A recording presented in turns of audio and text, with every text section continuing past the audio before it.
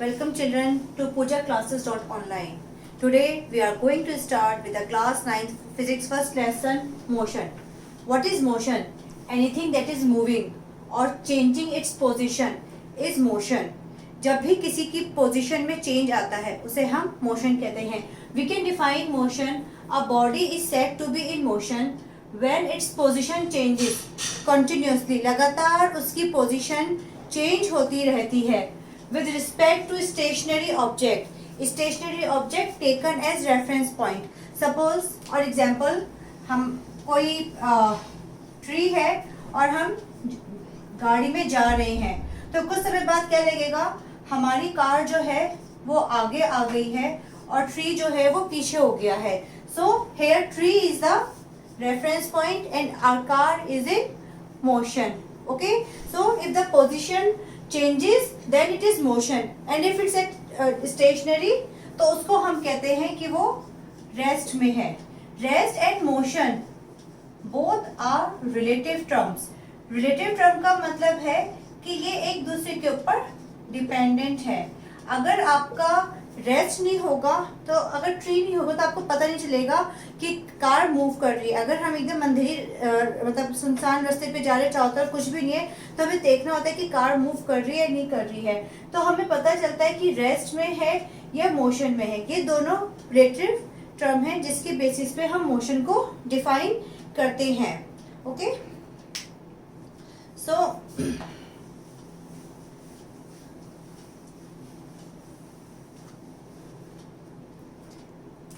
इसके बाद हमारा नेक्स्ट टॉपिक आता है.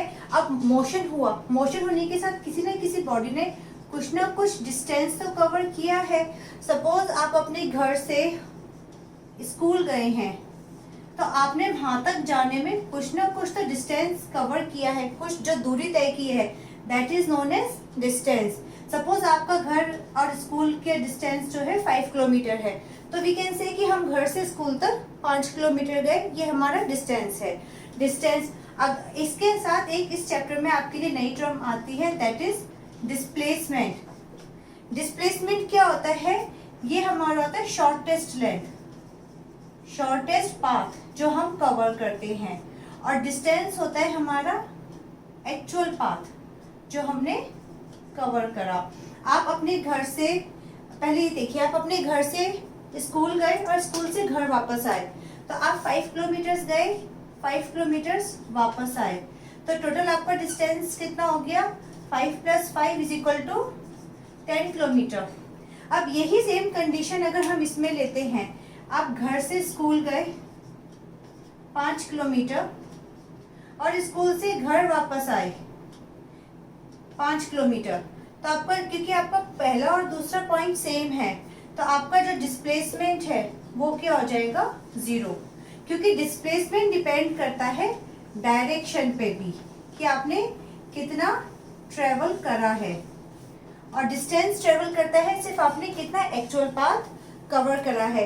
इसी के एग्जांपल से हम करते हैं क्योंकि हमारे पेपर में डिस्टेंस और डायरेक्शन, डिस्टेंस हम छोटी क्लासेस में भी पढ़ते आए हैं तो वी आर यूज्ड टू कि व्हाट इज डिस्टेंस. लेकिन in this chapter we are going to study about the relationship between the distance and displacement.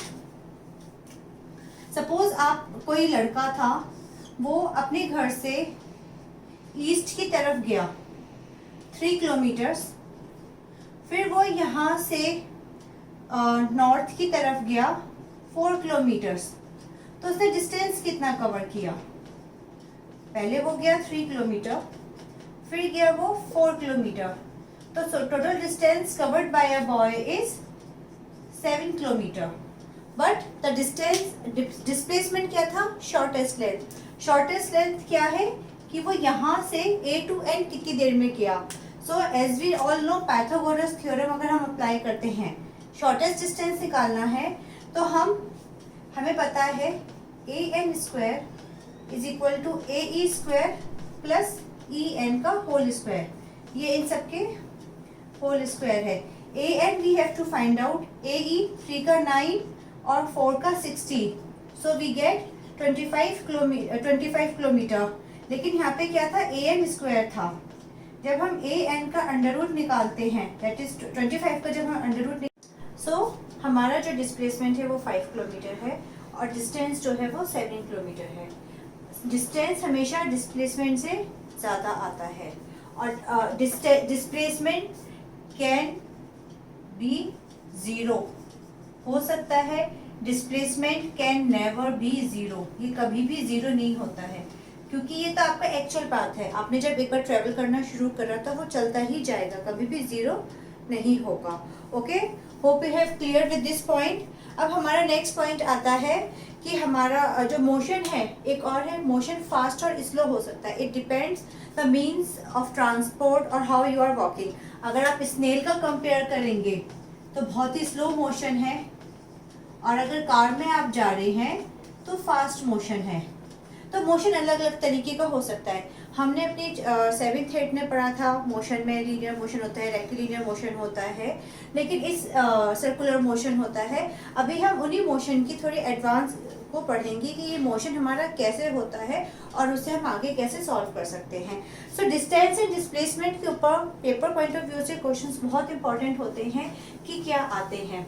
Distance जो है वो हमारा सिर्फ एक ही पॉइंट पे डिपेंड करता है। अगर हम डिस्टेंस एंड डिस्प्लेसमेंट लेते हैं, distance depends only on magnitude. Magnitude means कि उसने कितना एक पाथ कवर किया। Displacement depends both on magnitude and direction, कि वो किस डायरेक्शन में गया। जैसे कि अभी हमने बोला कि वो घर से निकला, ऐसे गया, तो उसने सिर्फ कितना ट्रेवल किया, हमने बोल दिया 3 और 4 7, लेकिन इसने देखा कि ये कितनी दूरी पे गया, मतलब किस डायरेक्शन में गया, दूरी नहीं किस डायरेक्शन में गया। वो जो डायरेक्शन है वो बताती है कि हमारा डिस्प्लेसमेंट कितना था। तो इन दोनों की यूनिट सेम ही होती है, मीटर ही होती है दोनों की, क्योंकि दोनों जो हैं एक्चुअल पाथ को, मतलब पाथ को कैलकुलेट करने के लिए यूज में आती हैं। Okay, I hope you are clear with this point. अब हम अपने चैप्टर में आगे चलते हैं। अब डिस्टेंस और डिस्प्लेसमेंट जब दोनों ही हमारे लेंथ मेजर करने के लिए काम आते हैं, इनमें ये सिर्फ डायरेक्शन का फर्क है।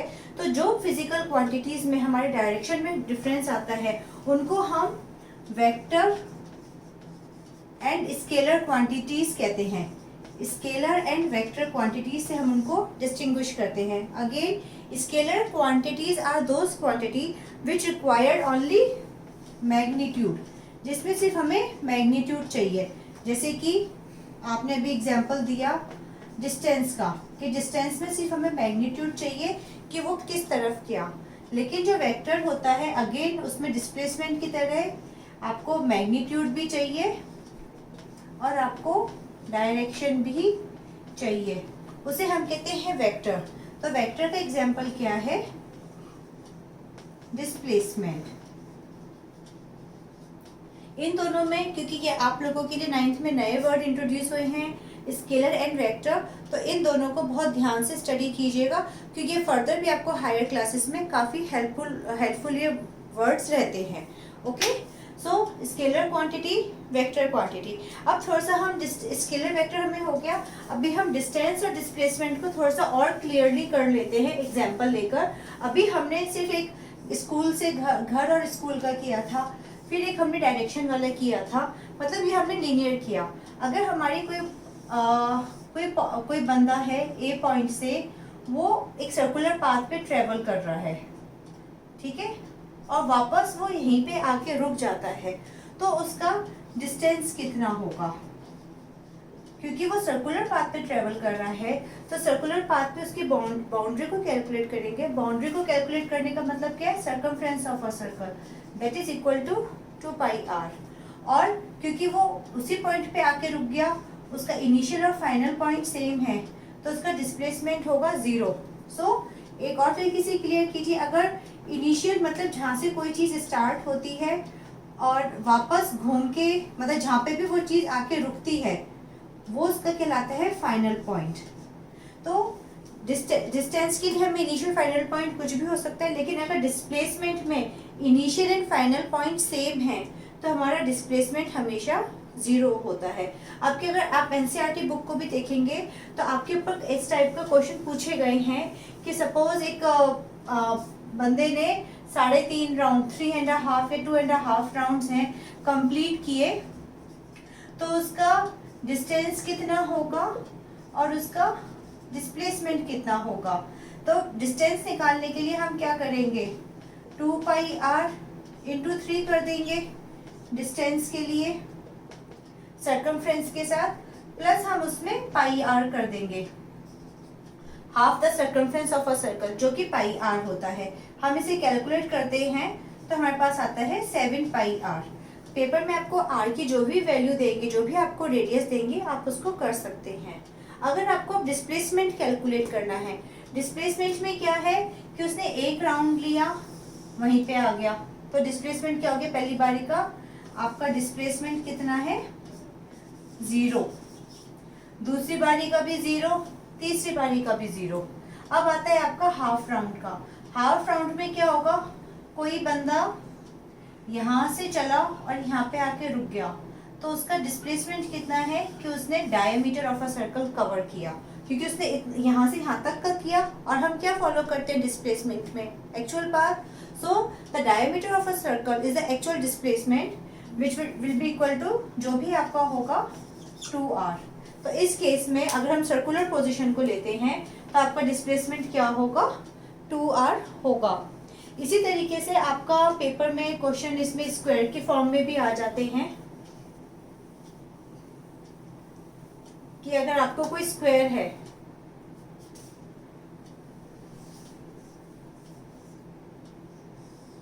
ठीक है, और इसका मैं अब हमने जो स्क्वायर वाले एग्जांपल हम साइड को कोई एज्यूम करके करते हैं कि क्या है, अगर ये हमारा 4 सेंटीमीटर का एक स्क्वायर है, ठीक है, तो हमें इसका डिस्टेंस कितना होगा, वी नो डिस्टेंस कितना होगा इसका, perimeter of a square that will be equal to 4 मत लीजिए, थोड़ा कंफ्यूजन नहीं रहेगा, 6 ले लीजिए,